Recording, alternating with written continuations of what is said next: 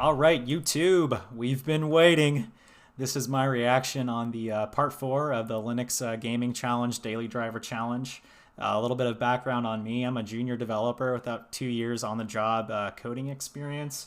I've got about 7 years experience in the PC repair industry and another 2 years in the IT, basic IT. So, doing things like getting people's Outlook emails set up, getting Office installed on their computers, putting network switches into small offices and things like that. I am a Linux gamer. I've been daily driving Linux for about 5 years.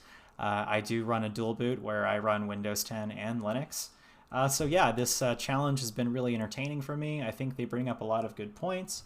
And I did a reaction video on part 2 of the challenge, so I thought I would sort of close out and give my thoughts on part 4 for those of you who are interested. Let's get right into it. There are a plethora of reasons to transition your daily driver gaming rig over to Linux. You could be sticking it to the man. Or wanting to support the open source community. Maybe you daily drive Linux for work already. And all your games are natively supported anyway. Or maybe you just want a new and challenging hobby. But if what you want is a simple, painless gaming experience, then let this be a cautionary tale.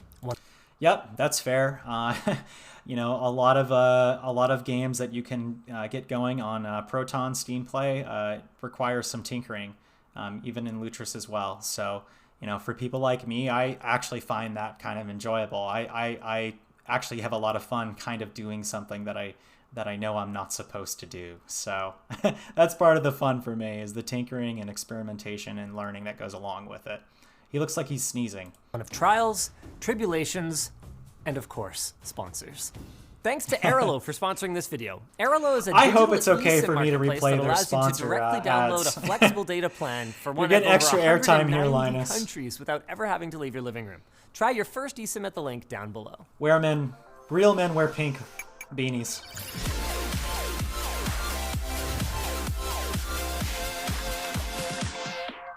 For most of our 1 month challenge, Luke and I avoided specifically seeking out titles that would either validate the Linux gaming experience or intentionally. What are those? What are those? What game is this, man? Is this like a RuneScape or something? Make it look bad. We just focused on playing the games that we would normally want to play. Or at least we tried to, because not all the games that we wanted to play actually worked. The very first day I installed Linux, I have about 200 titles in my Steam library, and I would say about half of them work while either providing me a good gaming experience or a performance that I would consider adequate considering the hardware that I have. I also tried to play the Battlefield 2042 beta. Oh, you're gonna have a bad time. The previous day, still on Windows, I owned some noobs with my buddy Joe, and we wanted to play again the next night. But that wasn't gonna happen due to this challenge. It was reassuring, I guess, that even more advanced Linux users were also unable to play, but that didn't actually remedy the fact that I couldn't play games with my friends. Yeah, you're gonna have a hard time with a game that's early, like release, or in beta, or maybe just like released a day or two ago. There are exceptions to that. I've had some luck playing Battlefield 5 in Linux. The performance is a little bit different than it would be in Windows, though over time the experience did get a lot better.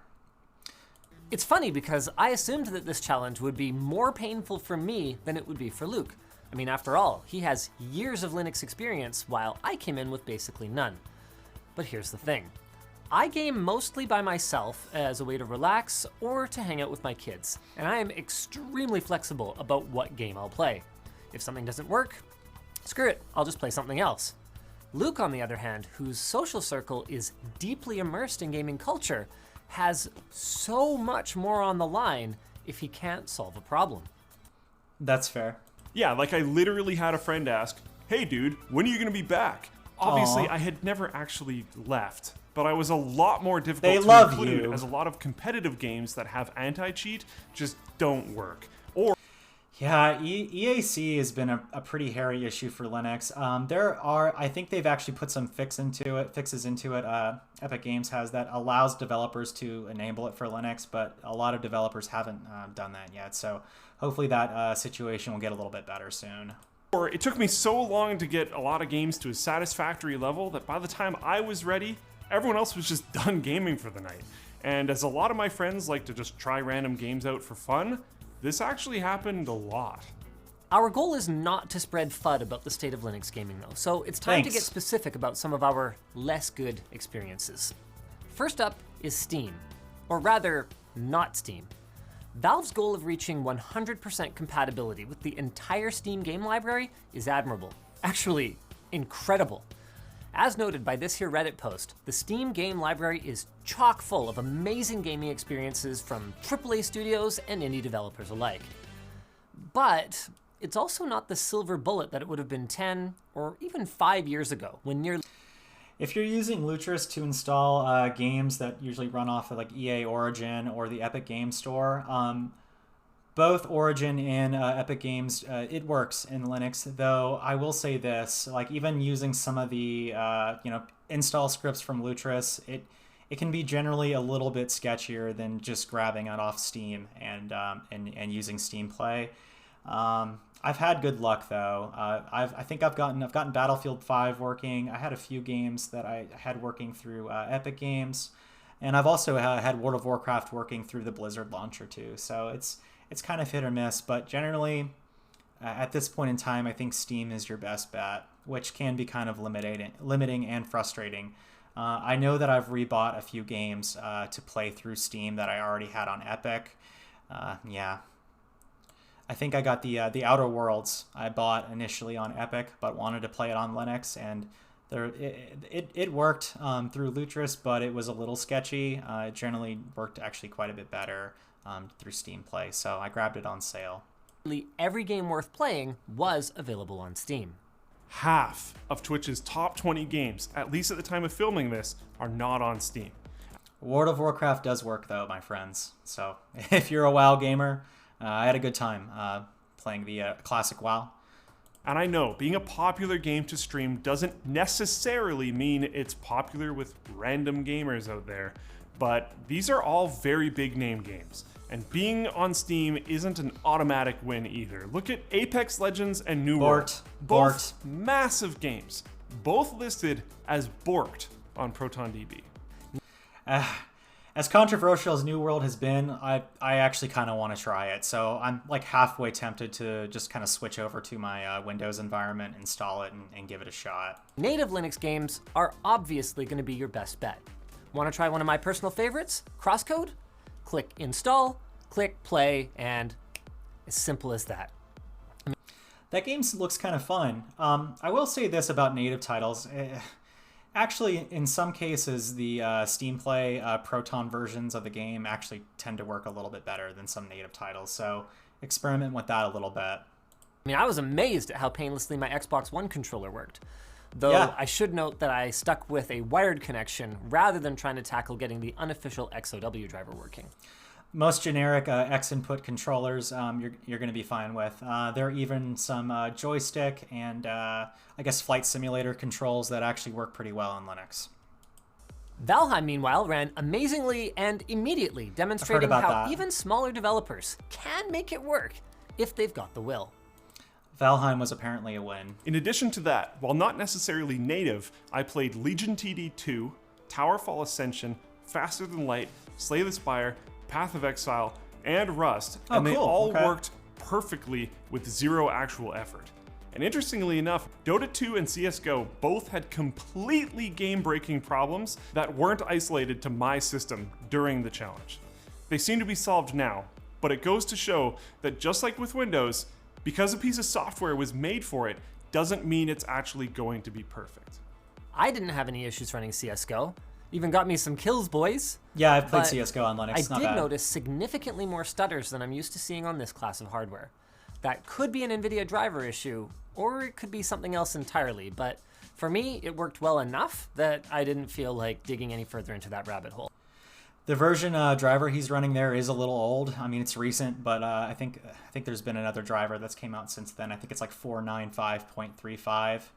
Yeah, I doubt that would fix the stuttering issue. Like, unfortunately, you're going to run into that with NVIDIA hardware. Honestly, there's probably a deeper technical reason for it than what I'm aware of. I think it has something to do with shader compilation times. If you enable shader pre-caching, that can help a bit. if you're running into this problem on a game, what I've found generally works is play the game for like 30, 45 minutes and just kind of stomach the stuttering.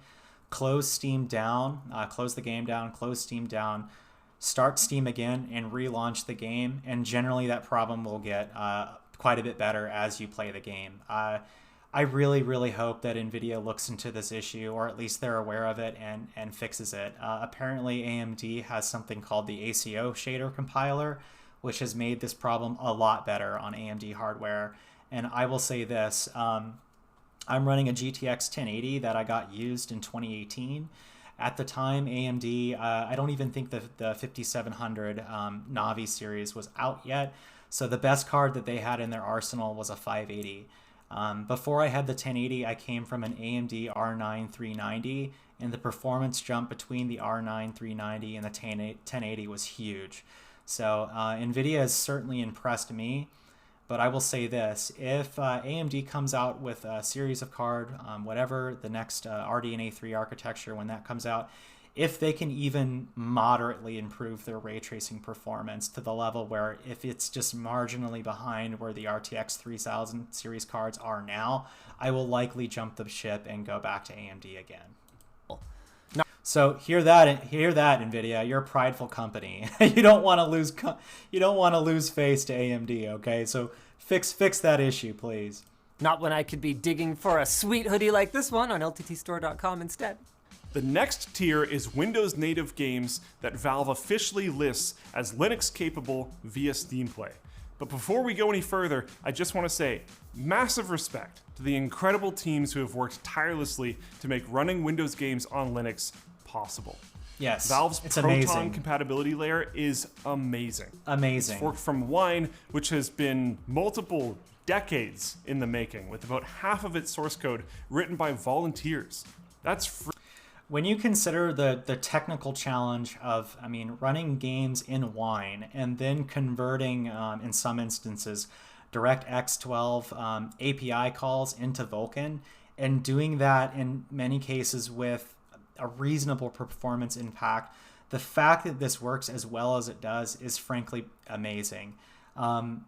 This was not something that was possible 5 or 6 years ago on Linux, and the progress that we're making is pretty significant, and I think we will get there. I don't think we're there yet. Freaking wild. And of course, honorable mentions all around for the dedicated communities that maintain tools like Lutris, which automates hacky workarounds for newbies, and ProtonDB, which serves as both a troubleshooting resource and a reference for which games work, so you Really won't helpful. have to waste your money on a bad experience. With all of that said, in spite of all of that work, we're honestly just not there yet.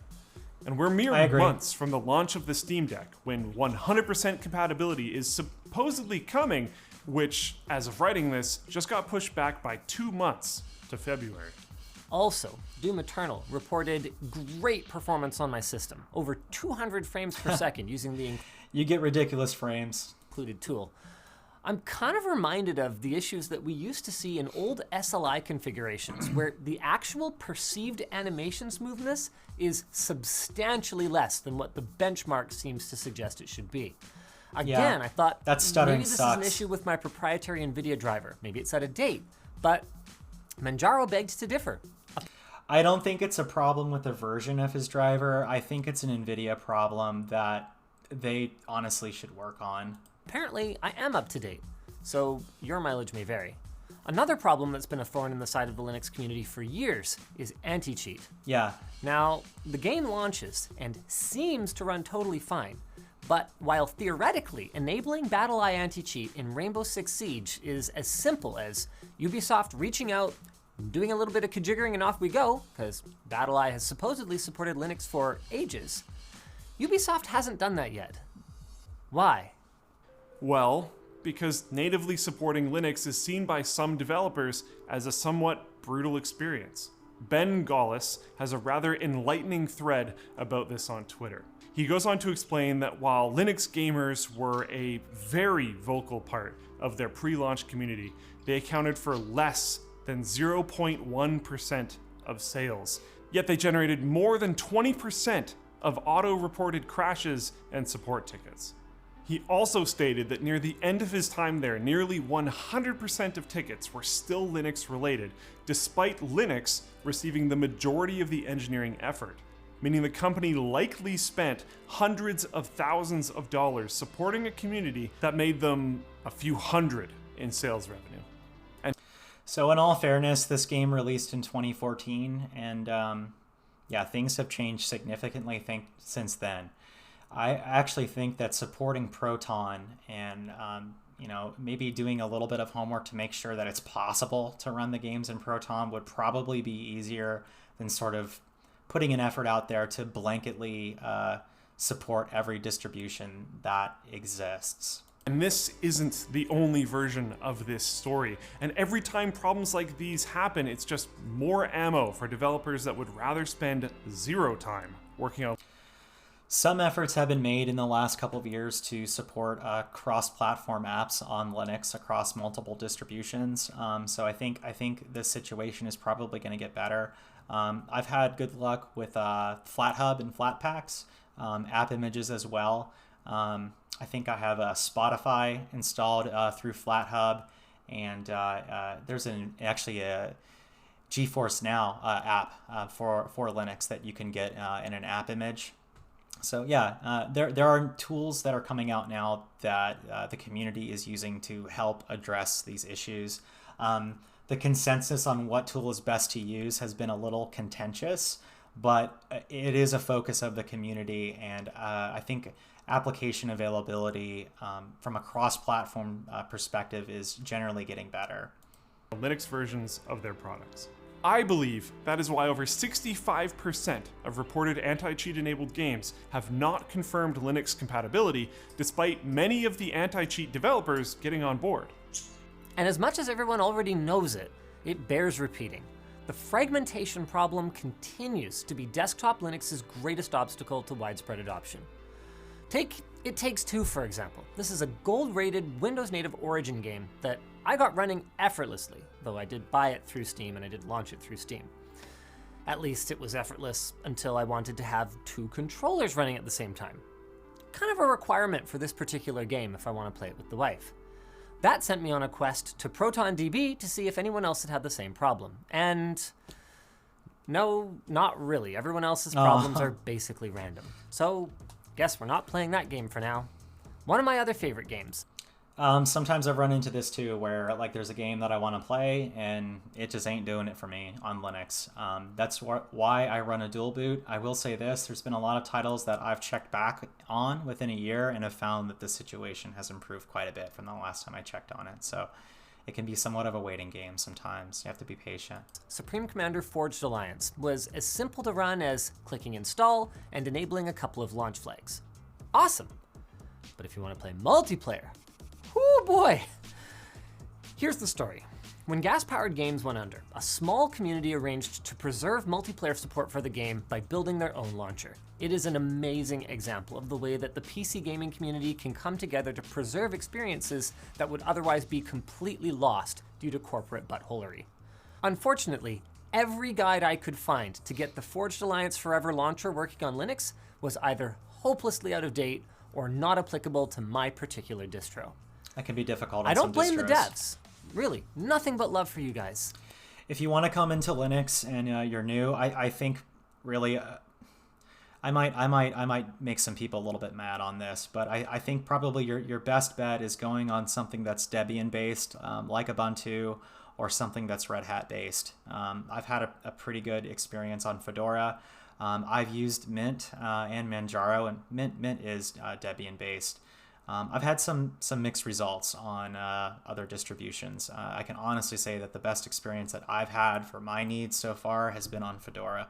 But Linux gamers, and more broadly, the Linux community, needs to understand that until the burden of supporting Linux is reduced significantly, this is always going to be a problem. We actually live streamed trying to work through the Forged Alliance issues on Floatplane. Subscribe, by the way. There were more than a few comments in the chat criticizing us for choosing to play that particular game because it's old, it's just some crappy Java game, it's obscure, Java. or because it's not fair to Linux, Java. or whatever. But the bottom line is that none of that matters. What matters is that we like it and we wanted to play it, but instead of doing that, we played Terminal Command Simulator. And it's been pretty rare that I've had to like deep dive into the terminal to get things working on Steam Play. Usually it's like setting a few launch options. I might have to use like wget to like get some like random, Windows specific DLL or some kind of weird runtime thing that they have. I can't say that I've had to sort of exhaustively battle it out with my terminal in most cases, though in this case that might certainly be true. I don't know. And honestly, I've gone through enough of that over the last month that it has sucked a lot of the enjoyment out of using my computer. Yeah, sometimes. Like, I have a pretty busy life, and when I manage to salvage an hour to relax and play video games, that is what I want to do. And it's really opened my eyes to why so many people choose to play on console instead of on PC. There seems to be this really weird dichotomy in some segments of the Linux community where there's like hardcore technical users that, they're fine with doing some of this weird esoteric stuff. I'm kind of somewhere in the middle with my level of familiarity.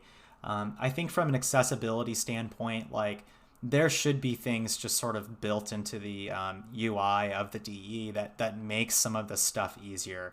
A good example of something that really frustrated me recently is that, I don't know, I think it might be like an Xorg thing, but like high resolution scaling on some configurations of Linux. I think this is better in Wayland, but high resolution scaling is kind of a mess.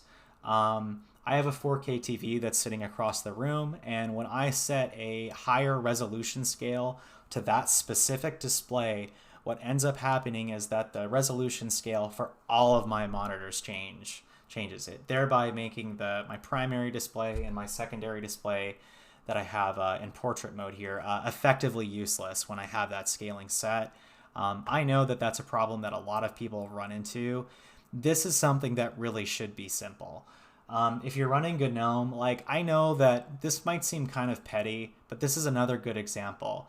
Like if you are setting up, like multi-monitor wallpapers, you have to generally, like what the suggested route of doing that is, and the most accessible means is installing a third-party tool called HydraPaper, which works fine, but like it's 2022. Like I think we should have like basic multi-monitor, wallpaper support just kind of built into GNOME. Scaling like absolutely needs to be addressed.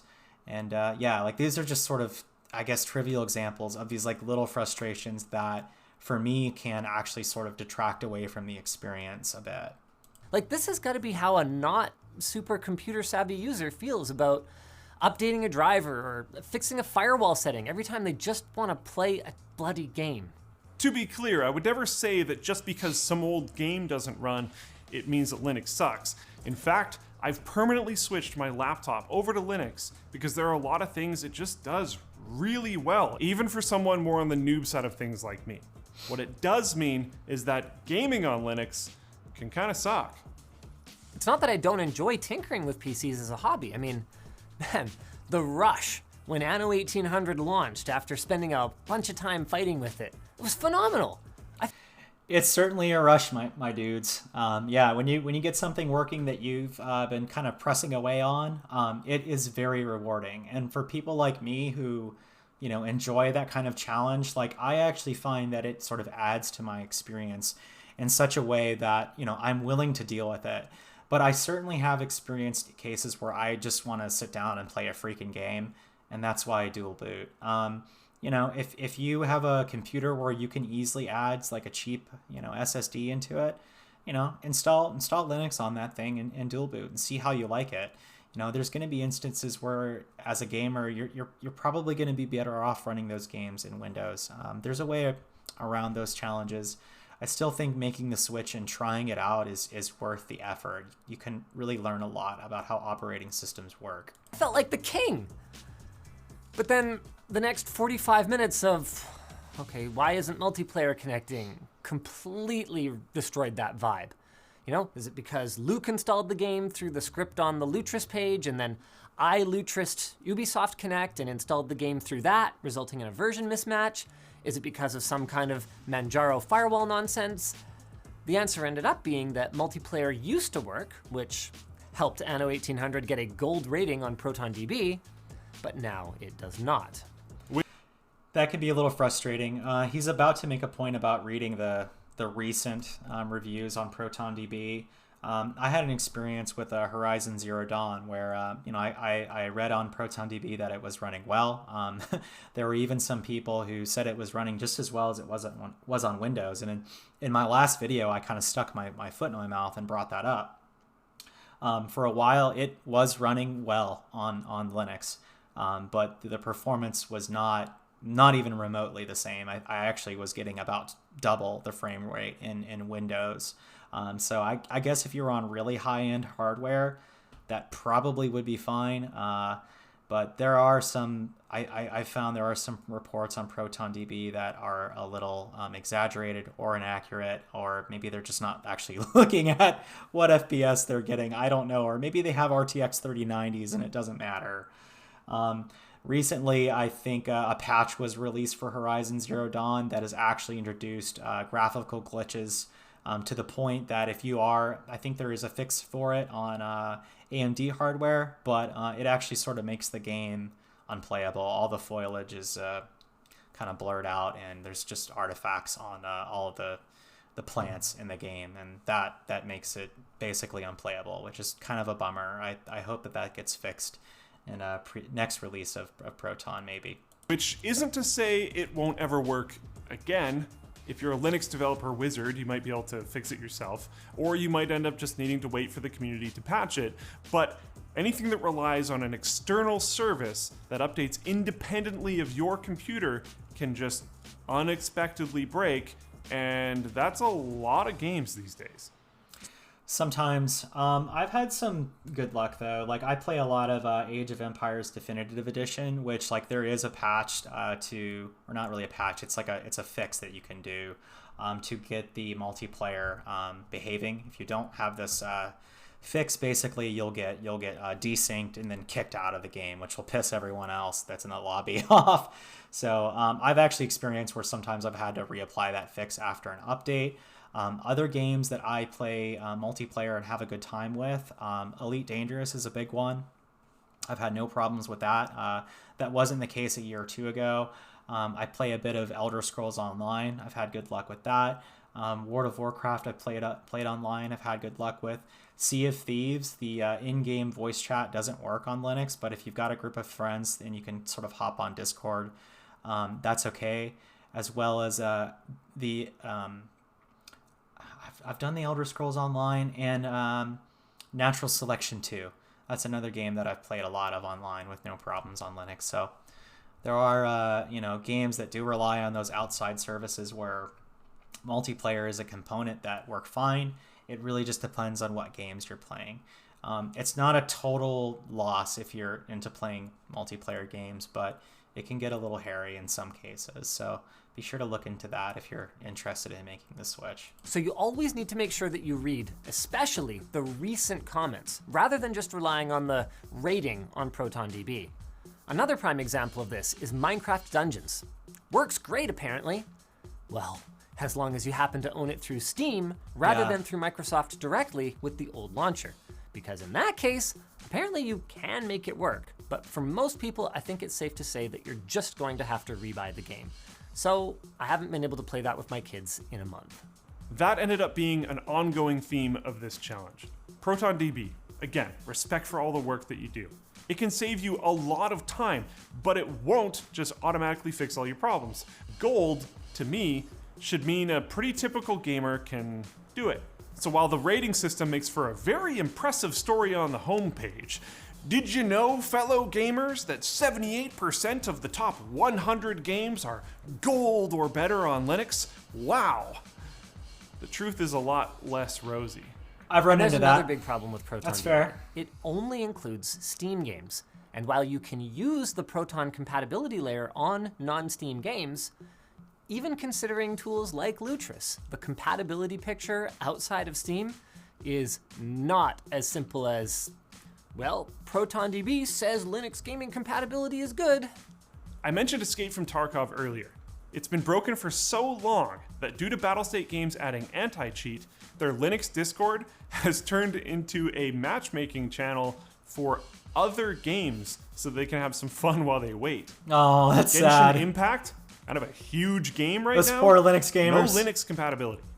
And while I don't manage even to know what that find game a is. honestly really great Russian no. guide from Penguin Gang that I could probably Penguin Gang? follow, it illustrates a point that I haven't really talked about much yet. Being on Linux can take a lot of the spontaneity out of gaming. You can't just be like, oh cool, that game looks neat, Yep, and expect to be sometimes. playing it in just a few minutes. I also hope you're not necessarily a fan of playing games right on launch.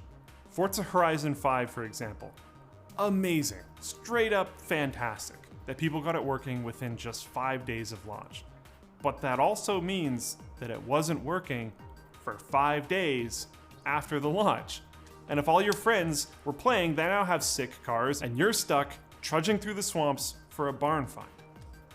Maybe it's a matter of perspective. 5 days doesn't seem too bad for me, but I could see how if you were in a community like Luke, how that might kind of be a bit of a bummer. If you want to run Linux and you're a serious gamer, there are a lot of people in the Linux community that are not even really related to the Linux community as a whole, but there are some people that are like really staunch purists out there, right? That they'll refuse to run Windows or a proprietary operating system like Mac OS. And I appreciate the historical context behind that perspective.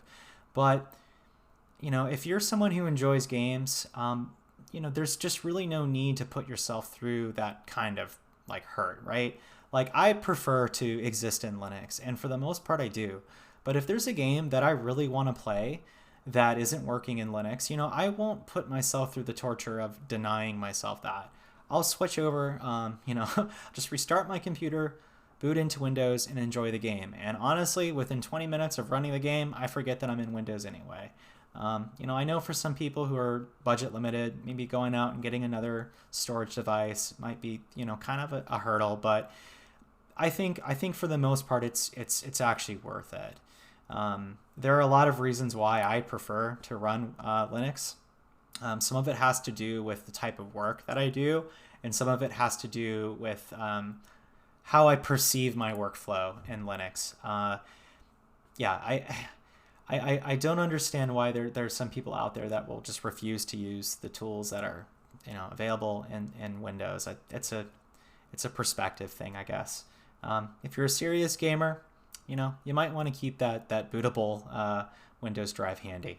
To be clear, I don't want this to take away from some of the great experiences that I've had gaming on Linux in the last month. There are a lot of great After experiences. an extremely short setup, my daughter was happily hanging out in a Discord voice channel with her siblings playing Minecraft Java Edition and had no idea she was on a completely different platform.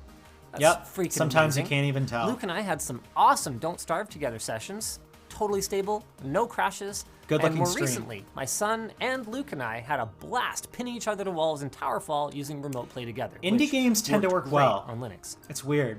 Overall, I'm really happy I did the challenge. Yeah. I learned a lot, and it gave me a lot of hope for the future. And I will absolutely be trying to stick with Linux when the Steam Deck shows up sometime next year. But to summarize the question that we set out to answer, is this the year of the Linux desktop? For gamers, the answer is no. I'm sorry. And the more niche your use case gets, maybe you're super into modding or the racing or flight sim scenes, or maybe you're a big VR lover. VR is The more actually improving quite a resounding bit. that There's no. a lot of VR Yes. titles that work. And if fine. I'm being honest, I'm in the same camp. But something has given me a lot of hope, and that's how much positivity we've seen from the Linux community in spite of our concerns. Because even if I'm not ready to convert my gaming rig just yet, it gives me hope that one day the meme will end and the year of the Linux desktop will come. I'm as anti-monopoly as anyone, and I'd hate to see the status quo maintained forever. I know what I don't hate is our sponsor. Thanks Squarespace for sponsoring this video. We use Squarespace, like no joke, we use it. Both our LinusMediaGroup.com. Okay, gonna stop there. So I kind of touched on this a little bit in my response to the second part of the series, so I don't want to repeat myself too much. If you're interested in seeing that video, it's quite a bit longer than this one is. It's actually about an hour long. I get into some GitHub stuff as well as just sort of some, Linux historical context stuff and troubleshooting stuff. So if that's something that interests you, go check that out. My perspective basically on Linux gaming is that I've been gaming on Linux now for about 3 years, and I've actually had a really good time with it. Most of the games that I play are single player.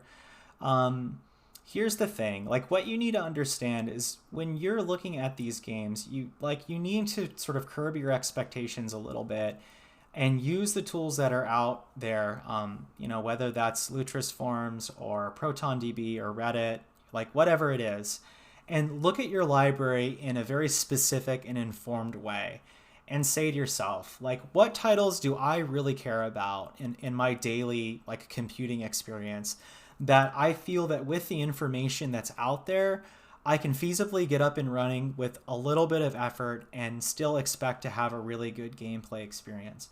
If you go from that perspective, it really isn't that bad. Just for example, there are still a lot of multiplayer games that I enjoy in Linux. I listed a few of them out, but the fact of the matter is that we are not quite there yet. And I've seen a huge amount of progress in the last 5 years. So much so that I think some of the complaints that they have in this series is valid. But when I compare it to where we were 5 years ago, I'm generally willing to accept the fact that this is the way that it is for now, but I'm optimistic that things will get better in the future. If you're the type of gamer that the experience that you want to have is this, if you want to play games immediately on launch, and I'm talking about AAA, high fidelity games with the most intense graphics running at the highest settings, at the highest FPS, the reality is you're probably not going to have a good time if you just sort of come at it with that perspective. That being said, the experience of going through these titles and getting them working is something that can be really rewarding, I think, for a lot of people. It also can be a really educational experience where you sort of have an opportunity to understand how these things are working behind the scenes. And when you consider that these games are running in Wine, which is basically a compatibility layer that tricks up these applications into kind of thinking that they're running in Windows, and all of these DirectX calls are getting translated in real time into Vulkan or a graphics API that Linux understands, and then displayed to you on your screen with, in many instances, there are problems associated with that, right? There's technical challenges associated with that. But the fact is that there are a lot of titles where you can come away and have a really good gaming experience. I really have enjoyed the series. I think they bring up a lot of good points. I think there's a lot of things that we could definitely address as a community, and I'm hopeful that those things will be addressed. So LTT, thumbs up to you guys. Thank you so much for sort of providing a dialogue here. I've really enjoyed the series, and I hope that other people have found my reactions entertaining at least, or at least it's given them some perspective. You guys have a good one. I have been doing a lot of Linux gaming streaming to Facebook. I've been playing, what games have I been playing recently? Alien Isolation. I'm doing the Life is Strange series. I've been playing Detroit Become Human. And there's several other Linux games that are running in my library that I think are running well enough for me to stream. And so that might be a potential addition to my channel here on YouTube, although I don't plan on doing this full time. I'm just too busy at this point. But I think at least sort of getting some footage out there, so to speak, of this kind of experience that I have when gaming in Linux might be a good thing for other people to see.